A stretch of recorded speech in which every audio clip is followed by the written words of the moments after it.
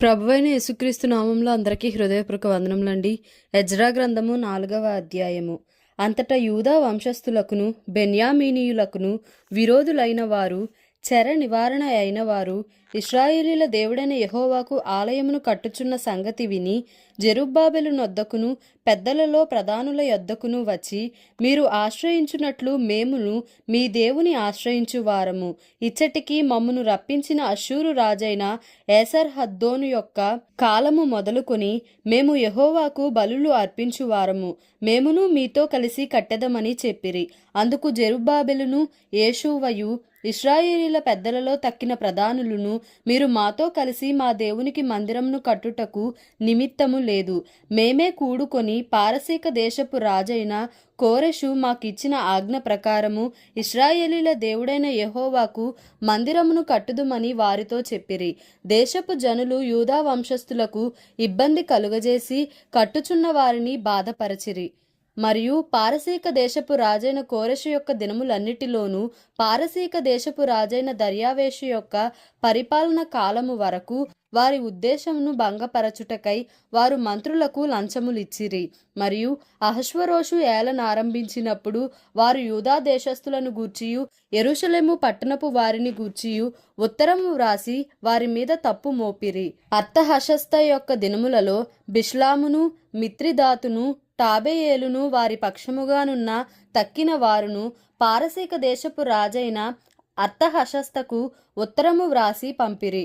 ఆ ఉత్తరము సిరియా భాషలో వ్రాయబడి సిరియా భాషలోనే తాత్పర్యము చేయబడినది. మరియు మంత్రియగు రెహూమును లేఖకుడగు షింషయిము ఈ ప్రకారముగా యెరూషలేము సంగతిని గూర్చి ఉత్తరము వ్రాసి రాజైన అర్తహషస్త యొద్దకు పంపిరి.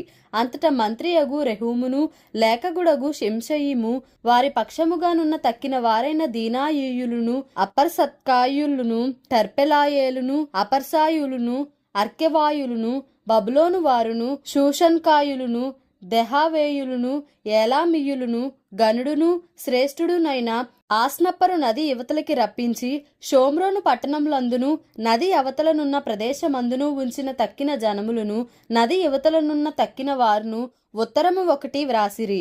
వీరు రాజైన అర్తహషస్తకు వ్రాసి పంపించిన ఉత్తరము నకలు. నది యువతలనున్న తమ దాసులమైన మేము రాజైన తమకు తెలియజేయునదేమనగా, తమ సన్నిధి నుండి మా యొద్దకు వచ్చిన యూదులు యెరూషలేమునకు వచ్చి తిరుగుబాటు చేసిన ఆ చెడు పట్టణంను కట్టుచున్నారు. వారు దాని ప్రాకారములను నిలిపి దాని పునాదులను మరమ్మతు చేయుచున్నారు. కావున రాజవైన తమకు తెలియవలసినదేమనగా, ఈ పట్టణమును కట్టి దాని ప్రాకారములను నిలువబెట్టిన ఎడల వారు శిస్తుగాని సుంకము గాని పన్ను గాని ఇయ్యకయుందురు. అప్పుడు రాజునకు రావలసిన పైకము నష్టమగును. మేము రాజు యొక్క ఉప్పు తిన్నవారము గనుక రాజునకు నష్టము రాకుండా మేము చూడవలెనని ఈ ఉత్తరమును పంపి రాజవైన తమకు ఈ సంగతి తెలియజేసితిమి. మరియు తమ పూర్వీకులు వ్రాయించిన రాజ్యపు దస్తావేజులను చూచిన ఎడల ఈ పట్టణపు వారు తిరుగుబాటు చేయువారుగాను రాజులకును దేశములకును హాని చేయువారుగాను కలహకారులుగాను కనబడుదురనియు, అందువలననే ఈ పట్టణము నాశనము పొందెననియు రాజ్యపు దస్తావేజుల వలననే తమకు తెలియవచ్చును. కావున రాజవైన తమకు మేము రూఢిపరచునదేమనగా, ఈ పట్టణము కట్టబడి దాని ప్రాకారములు నిలువబెట్టబడిన ఎడల నది యువతల తమకు హక్కు ఎంత మాత్రము ఉండదు. అప్పుడు రాజు మంత్రియగు రెహూమునకును లేఖకుడగు షింషయికిని షోమ్రోనులో నివసించు వారి పక్షముగానున్న మిగిలిన వారికిని నది అవతల నుండి తక్కిన వారికిని మీకు క్షేమ సంప్రాప్తి యగునుగాక అని ఈ మొదలగు మాటలు వ్రాయించి సెలవిచ్చినదేమనగా, మీరు మాకు పంపిన ఉత్తరమును శాంతముగా చదివించుకొన్నాము. అందు విషయమై మా యాజ్ఞను బట్టి వెదకగా ఆది నుండి ఆ పట్టణపు వారు రాజుల మీద కలహమును తిరుగుబాటును చేయువారని మాకు అగుపడినది. మరియు యెరూషలేము పట్టణమందు బలమైన రాజులు ప్రభుత్వము చేసిరి. వారు నది అవతలి దేశములన్నిటినీ ఏలినందున వారికి శిస్తును సుంకమును పన్నును చెల్లుచుండెను. కాబట్టి ఇప్పుడు ఆ మనుషులు ఆ పని చాలించి మేము సెలవిచ్చు వరకు ఆ పట్టణంను కట్టక మానవలెనని ఆజ్ఞాపించుడి. ఇది తప్పకుండా చేయుటకు మీరు జాగ్రత్త పడుడి. రాజులకు నష్టము కలుగునట్లు ద్రోహము పెరగకుండా చూడుడి అని సెలవిచ్చెను. రాజైన అర్తహషస్త పంపించిన ఉత్తరము యొక్క ప్రతి రెహూమునకును షింషయికిని వీరి పక్షముగానున్న వారికిని వినిపింపబడినప్పుడు వారు త్వరగా యెరూషలేములోనున్న యూదుల యొద్దకు వచ్చి బలవంతము చేతను అధికారము చేతను వారు పని ఆపునట్లు చేయగా యెరూషలేములో నుండి దేవుని మందిరపు పని నిలిచిపోయెను. ఈలాగున పారసీక దేశపు రాజైన దర్యావేషు ఏలుబడియందు 2వ సంవత్సరము వరకు ఆ పని నిలిచిపోయెను. ఎజ్రా గ్రంథము 5వ అధ్యాయము. ప్రవక్తలైన హగ్గయియు ఇద్దో కుమారుడైన జకర్యాయు యూదా దేశమందును యెరూషలేమునందును ఉన్న యూదులకు ఇశ్రాయేలీల దేవుడైన యెహోవా నామమును ప్రకటింపగా షయల్తీయేలు కుమారుడైన జెరుబ్బాబెలును యోజాదాకు కుమారుడైన యేషూవయును లేచి యెరూషలేములో నుండి దేవుని మందిరమును కట్టనారంభించిరి. మరియు దేవుని యొక్క ప్రవక్తలు వారితో కూడా నుండి సహాయము చేయుచూ వచ్చిరి. అంతటా నది యువతల అధికారి అయిన తత్తెనయును షెతర్బోజ్నయును వారి పక్షమునున్న వారును యూదుల యొద్దకు వచ్చి ఈ మందిరమును కట్టుటకును ఈ ప్రాకారమును నిలుపుటకును ఎవరు మీకు సెలవిచ్చిరని అడుగగా ఈ కట్టడమును చేయించిన వారి పేరులు మొదలైన సంగతులను మేము వారితో చెప్పితిమి. యూదుల దేవుడు వారి పెద్దల మీద తన దృష్టి ఉంచినందున ఆ సంగతిని గూర్చి దర్యావేషు ఎదుటికి వచ్చువారు ఆజ్ఞ నొందు వరకు అధికారులు వారిని పని మాన్పింపలేదు. నది యువతల అధికారి అయిన తత్తెనయును షెతర్బోజ్నయును నది యువతల నుండి వారి పక్షముగానున్న అపర్సకాయులును రాజైన దర్యావేషునకు పంపిన ఉత్తరము నకలు. రాజైన దర్యావేషునకు సకల క్షేమ ప్రాప్తి అగునుగాక. రాజవైన తమకు తెలియవలసినదేమనగా మేము యూదా ప్రదేశములోనికి వెళ్ళితిమి. అక్కడ మహాదేవుని యొక్క మందిరము ఉన్నది. అది గొప్ప రాళ్ల చేత కట్టబడినది. గోడలలో మ్రానులు వేయబడినవి. మరియు ఈ పని త్వరగా జరుగుచు వారి చేతిలో వృద్ధి అగుచున్నది. ఈ మందిరంను కట్టుటకును ఈ ప్రాకారములను నిలుపుటకును ఎవరు మీకు సెలవిచ్చిరని మేము అక్కడున్న పెద్దలను అడిగితిమి. వారిలో అధికారులైన వారి పేర్లు వ్రాసి తమకు తెలియజేయుటకై వారి పేర్లను అడుగగా వారు ఇలాగున ప్రత్యుత్తరమిచ్చిరి. మేము భూమ్యాకాశముల దేవుని యొక్క సేవకులమై అనేక సంవత్సరముల క్రిందట ఇశ్రాయేలీలోనొక గొప్ప రాజు కట్టించి నిలిపిన మందిరమును మరలా కట్టుచున్నాము. మా పితరులు ఆకాశమందలి దేవునికి కోపము పుట్టించినందున ఆయన వారిని కల్దీయుడైన నెబుకద్నెజరును బబులోను రాజు చేతికి అప్పగించెను. అతడు ఈ మందిరమును నాశనము చేసి జనులను బబులోను దేశములోనికి చెరపట్టుకొని పోయెను.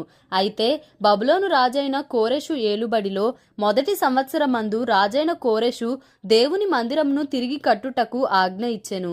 మరియు నెబుకద్నెజరు యెరూషలేము అందున్న దేవాలయములో నుండి తీసి బబులోను పట్టణమందున గుడిలోనికి కొనిపోయిన దేవుని మందిరపు వెండి బంగారు ఉపకరణములను రాజైన కోరెషు బబులోను పట్టణపు మందిరములో నుండి తెప్పించి తాను అధికారిగా చేసిన షేష్బజ్జరు అనునతనికి అప్పగించి, నీవు ఈ ఉపకరణములను తీసుకొని యెరూషలేము పట్టణమందుండు దేవాలయమునకు పోయి దేవుని మందిరమును దాని స్థలమందు కట్టించుమని అతనికి ఆజ్ఞ ఇచ్చెను. కాబట్టి ఆ షేష్బజ్జరు వచ్చి యెరూషలేములో నుండి దేవుని మందిరపు పునాదిని వేయించెను. అప్పటి నుండి నేటి వరకు అది కట్టబడుచున్నను ఇంకనూ సమాప్తి కాకుండా ఉన్నది.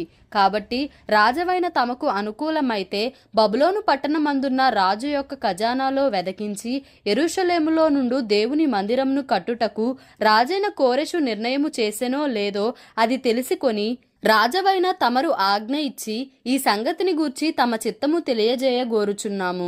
ఎజ్రా గ్రంథము 6వ అధ్యాయము.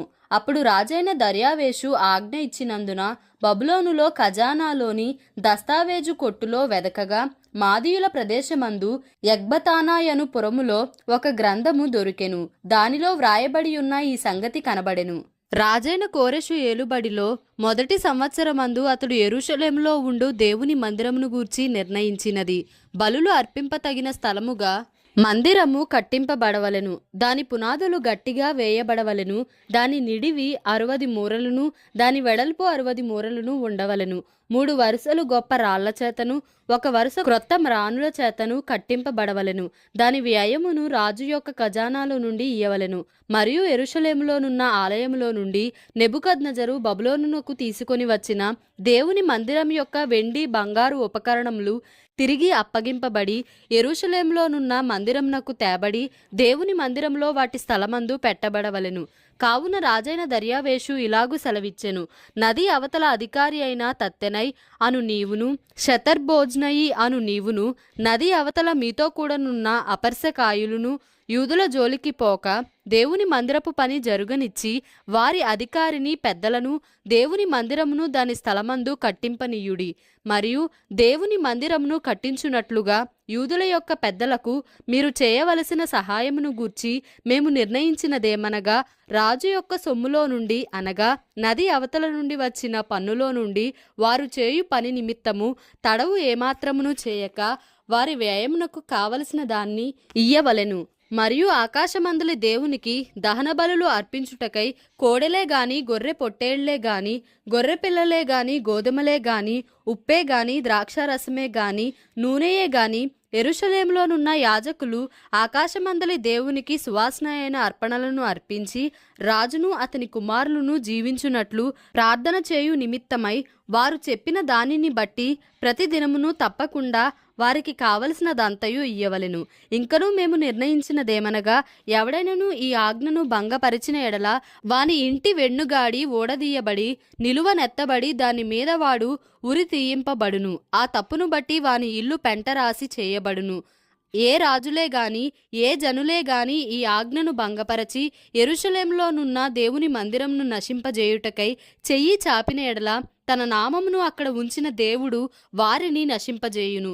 దర్యావేషు అను నేనే ఈ ఆజ్ఞ ఇచ్చితిని, మరియు అది అతి వేగముగా జరగవలనని వ్రాయించి అతడు తాకీదుగా పంపించెను. అప్పుడు నది యువతల అధికారి అయిన తత్తెనయ్యును శతర్భోజ్నయును వారి పక్షమునున్నవారును రాజైన దర్యావేషు ఇచ్చిన ఆజ్ఞ చొప్పున వేగముగా పని జరిపించిరి. యూదుల పెద్దలు కట్టించుచు ప్రవక్త అయిన హగ్గయియు ఇద్దో కుమారుడైన జకర్యాయు హెచ్చరించుచున్నందున పని బాగుగా జరిపిరి. ఈ ప్రకారము ఇశ్రాయేలీల దేవుని ఆజ్ఞను అనుసరించి వారు కట్టించుచు కోరెషు దర్యావేషు అర్తహషస్త అను పారసీక దేశపు రాజుల ఆజ్ఞ చొప్పున ఆ పని సమాప్తి చేసిరి. రాజైన దర్యావేషు ఏలుబడి యందు 6వ సంవత్సరము అదారు నెల 3వ నాటికి మందిరము సమాప్తి చేయబడెను. అప్పుడు ఇశ్రాయేలీలును యాజకులును లేవీయులును చెరలో నుండి విడుదల నొందిన తక్కిన వారును దేవుని మందిరమును ఆనందముతో ప్రతిష్ఠించిరి. దేవుని మందిరమును ప్రతిష్ఠించినప్పుడు 100 ఎడ్లను 200 పొట్టేళ్లను 400 గొర్రెపిల్లలను ఇశ్రాయేలీలకందరికిని పాప పరిహారార్థ బలిగా ఇశ్రాయేలీల గోత్రముల లెక్క చొప్పున 12 మేకపోతులను అర్పించిరి. మరియు వారు యెరూషలేములోనున్న దేవుని సేవ జరిపించుటకై మోషే యొక్క గ్రంథమందు వ్రాసిన దానిని బట్టి తరగతుల చొప్పున యాజకులను వరుసల చొప్పున లేవీలను నిర్ణయించిరి. చెరలో నుండి విడుదల నొందిన వారు మొదటి నెల 14వ దినమున పస్కా పండుగ ఆచరించిరి. యాజకులను లేవీయులను తమ్మును తాము పవిత్రపరచుకొని పవిత్రులైన తరువాత చెరలో నుండి విడుదల నొందిన వారందరి కొరకును తమ బంధువులైన యాజకుల కొరకును తమ కొరకును పస్కా పశువును వధించిరి. కావున చెరలో నుండి విడుదల నొంది తిరిగి వచ్చిన ఇశ్రాయేలీలును ఇశ్రాయేలీల దేవుడైన యెహోవాను ఆశ్రయించుటకై దేశమందుండు అన్యజనులలో అపవిత్రత నుండి తమ్మును తాము ప్రత్యేకించుకొనిన వారందరూ వచ్చి తిని పులియని రొట్టెల పండుగను 7 దినములు ఆనందముతో ఆచరించిరి. ఏలయనగా ఇశ్రాయేలీల దేవుని మందిరపు పని విషయమై వారి చేతులను బలపరచుటకు యెహోవా అష్షూరు రాజు హృదయమును వారి వైపు త్రిప్పి వారిని సంతోషింపజేసెను. దేవుడి పరిశుద్ధ వాక్యమును మన వినికిడిలో దీవించి ఆశీర్వదించునుగాక. Amen. Please like, share and subscribe for more videos.